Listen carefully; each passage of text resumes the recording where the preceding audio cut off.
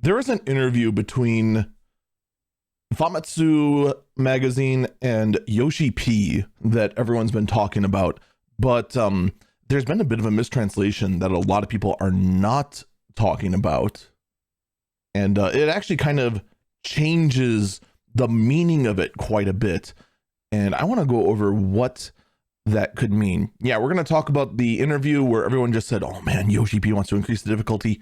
That's not what he said. Let's talk about it. For those who don't know, hi, by the way, my name is Falcon. I'm a variety streamer on Twitch, but I mostly play Final Fantasy XIV. Now, I also go ahead and report on things. I do a tech podcast and that sort of thing. So when I notice something's kind of off, or if there's just like some news that falls in my lap or some sort of thing there, I can't help but report on it and analyze it based on what I know. And there's one thing that just kind of glared out because everyone reported on this, even though, you know, it's very obvious what ended up happening. And I'm just going through a Google Translate. All right. So the first thing that brought this to my attention was, in fact, the Final Fantasy XIV translations and live letters server. They put out a notice directly on their feed that said, hey, everyone, we're seeing translations of a Famitsu interview spreading that implies Yoshi P wants to raise the difficulty of the game. This is not, I want to stress, this is not accurate. Yoshi P does not say he thinks they might have overdone trying to make the experience of, does say he thinks that might make the experience of playing FF14 stress-free and wants to carefully change that a bit going forward, as he believes a little bit of stress here and there is just part of playing the game. But he specifically says that this does not mean that they want to raise the difficulty. Let's actually go into the actual interview. Now, the interview is actually very long. I originally was going to go ahead and record this, just going through the entire interview. It is way too long. Instead, I'm going to go ahead and post a link to the interview. If you want to go ahead and read it for yourself, go for it. It's actually really interesting. You know, if you're into that sort of behind the scenes sort of thing, which I obviously very am. Excuse me. But let's actually go over what was all said. All right, this actually all starts with the question of talking about the Tokyo Dome, and this is where JP FanFest was held. All right. Yoshida said, in regards to the senior at the Tokyo Dome was truly amazing. And granted, I'm using a Google Translate. Some things may be slightly off, but this is the general gist of what it is. Yoshida, I have once again realized that we must continue to provide players with surprises that go beyond their imaginations. Let me interject. This is actually really important because, man, let me tell you, once we got past patch 6.2, there were no surprises. 6.3, 6.4, and 6.5 were the only thing that was surprising was the fact they were still making new and interesting maps for Crystalline Conflict. But if you were not a PvP fan, you were starving for something new. Underline starving. And granted, we did eventually get shinier weapons for Criterion Savage, but man, good luck finding someone to do Criterion Savage, you know? But anyway, the interview continues. I actually have, in that sense, I actually have some regrets. As we continue to operate Final Fantasy XIV, we have tried to make it more comfortable and stress-free for players to enjoy. But when I think back on the past 10 years, I think we may have gone a bit too far in that regard. What do you mean? This is what the interviewer asks. Yoshida then responds, games are always stressful, but dealing with them is extremely difficult. The other person that's being interviewed is Shimoda, and he says, I feel that very much. Yoshida then responds, for example, if you're playing a side-scrolling action game and there aren't even any holes where if you'll miss, if you fall, then of course there won't be any stress, but at the same time, it loses its fun. Speaking of FF14, I'd like to return to this part a little bit in the future. If we do that, I think we will be able to provide everyone with a challenge that is a better sense than ever before. This is also a challenge for the next 10 years, and I'm currently designing various games, and it's quite fun. However, some people may think, why would you do that? Let me interject for a minute. One of the things that we are concerned with as FF14 players going into Dawn Trail, one of the biggest predictions is that we're just assuming positionals are going to go away. Okay.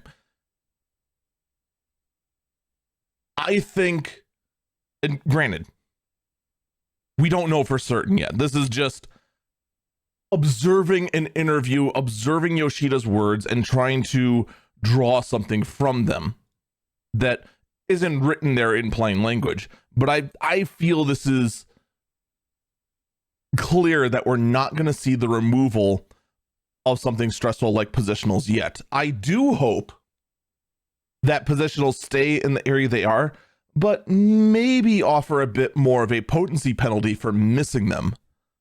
Because back in the old day, if you missed a positional as a melee, your combo was shot and you had to start all over again.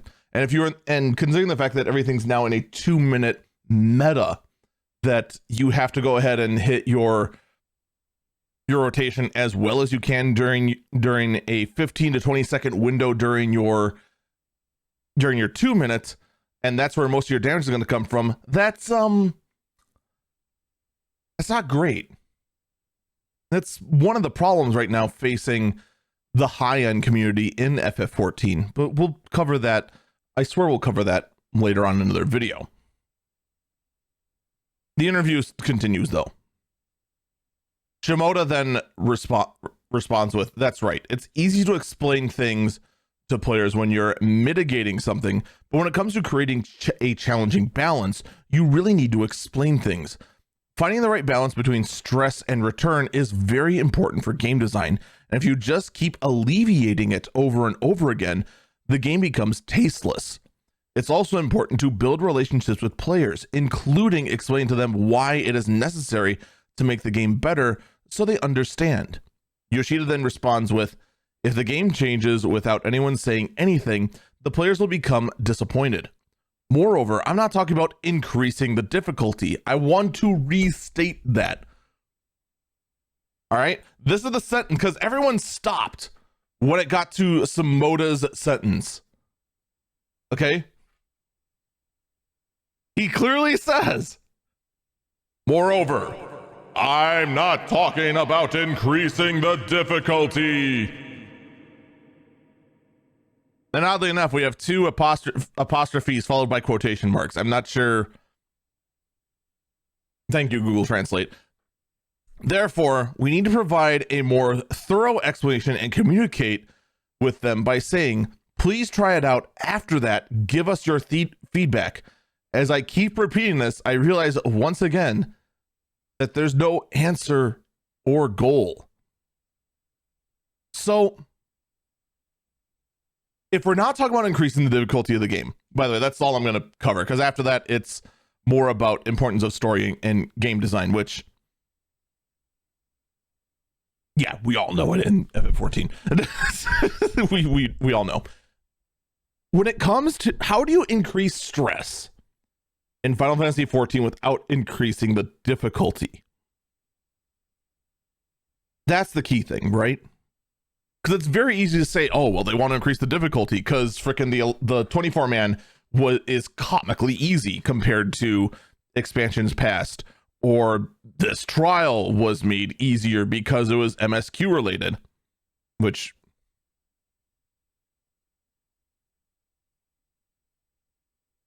I don't know how I feel about that claim. The fact that the 6.x trials and above were made easier because they're MSQ, because they were still pretty rough, at least on when they were on content on launch. Now we all know them and it's not that bad.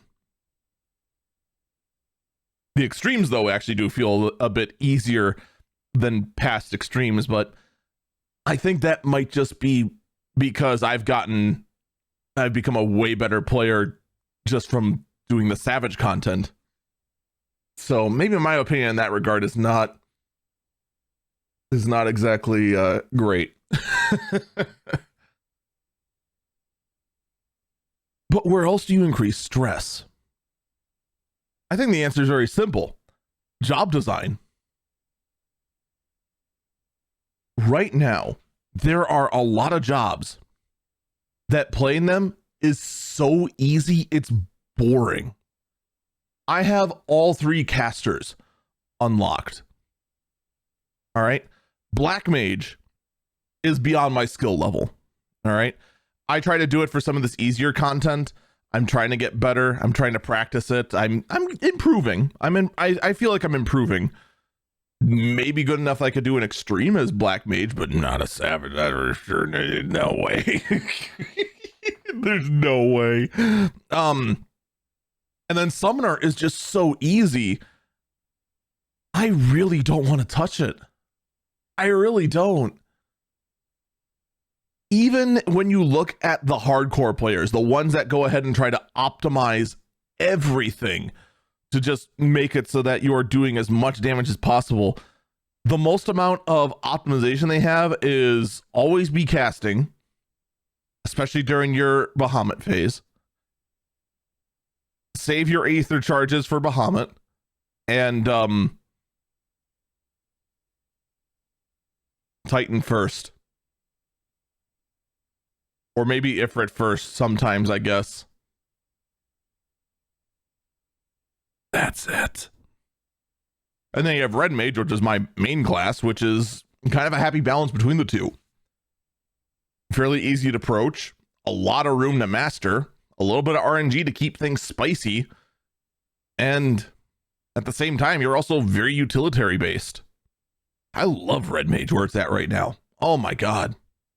My only complaint right now with Red Mage is the fact that my melee combo is, God, I swear it's half a minute long. It's a 6-part combo. It's nuts. It's more than a little silly. And then if I have to go ahead and raise anyone in the middle of that, because otherwise the raid will die, that's it, the combo's gone. All the damage is lost. Rip.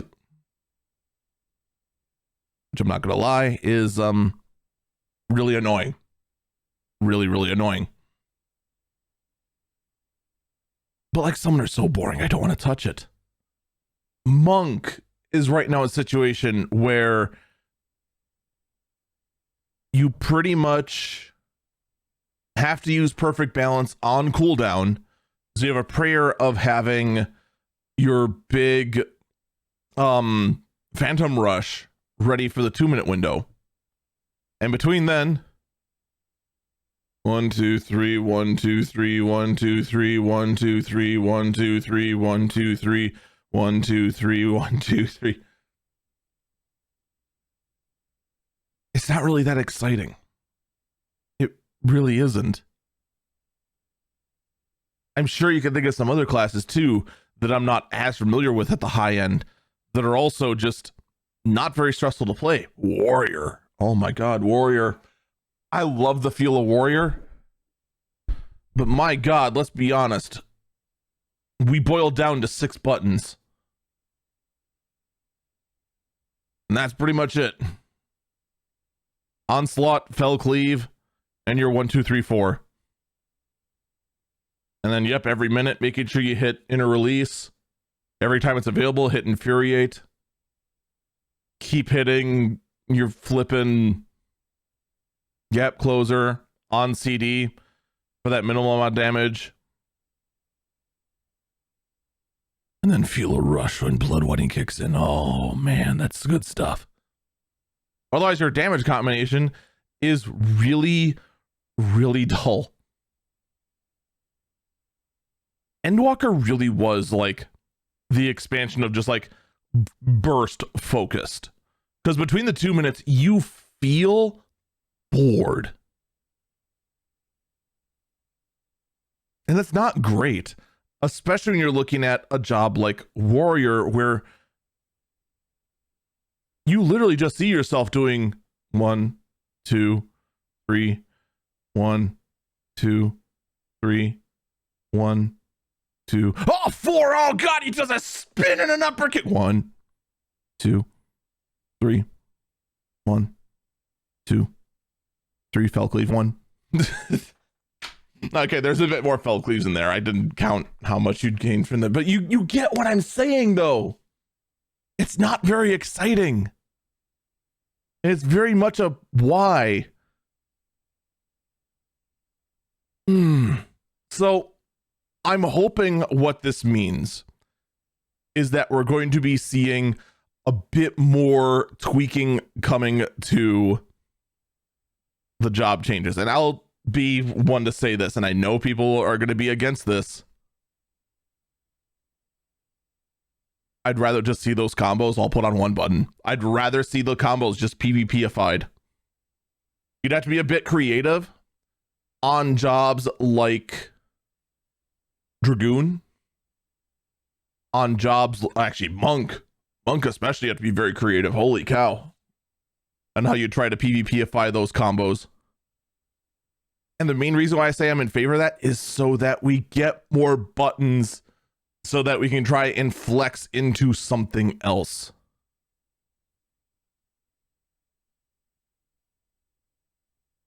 Because swapping between, you know, a buff rotation and a damage rotation,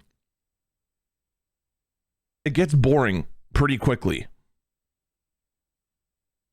For crying out loud, Summoner is to a point where you could literally, not figuratively, literally reduce that entire job down to a macro. It is literally one giant if-then statement. That's all it is.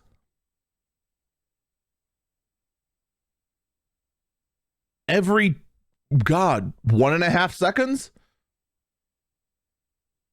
It can literally just be an if-then. That's it. The end. So, that's where this interview stands right now. And again, I do hope I'm correct that this means we see more interesting job changes, because there are a lot of jobs that need help to make them way less. Oh my God, how did I forget about healers? How's your 2-button rotation going? How's the 2-button rotation that is literally press 2, then 1 27 times, and then 2 again? Actually, it's not 27. What would it be? Would it be 9? Yeah, about 9 times. About what it would be. And then weaving and healing when you can. Or heck, the fact that you freaking, like the healers got, some of them have like some damage skills, but they're kind of net zero when push comes to shove. And it's just like, why? Why'd we even bother?